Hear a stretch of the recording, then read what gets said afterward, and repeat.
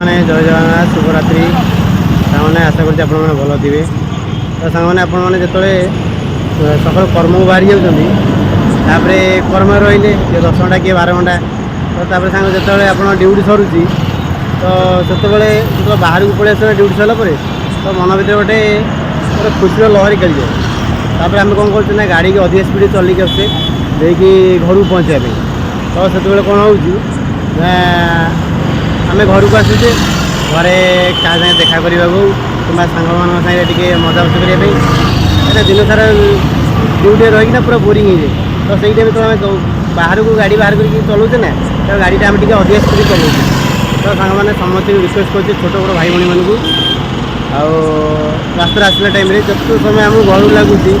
क्या 8 घंटा लगुच क्या 10 मिनट लगुच क्या 15 मिनट लगुच तो सांग टे लेट हो कि आपण मैंने गाड़ी के धीरे चलातु मुझे आगुरी सेमती करी तो मुझे गाड़ी चल स्लो कर देती कहीं मुझे देखिली घर को मुझे 10 मिनट पहुँची स्पीड चलेगी तो आउ 10 मिनट लागू पचे मुझे धीरे धीरे गाड़ी चलेगी तो आपण मैंने रिक्वेस्ट कर गाड़ी के धीरे धीरे चलातु आउ केमती आराम से घर पहुँचा जहाँ को देखापी एत मन भर एक्साइटेड रोचे सांगसाथी हो घर फैमिली हो तो टे भावना रखिकी गाड़ी टे धीरे चलाऊँ रही जय जगन्नाथ शुभरात्रि।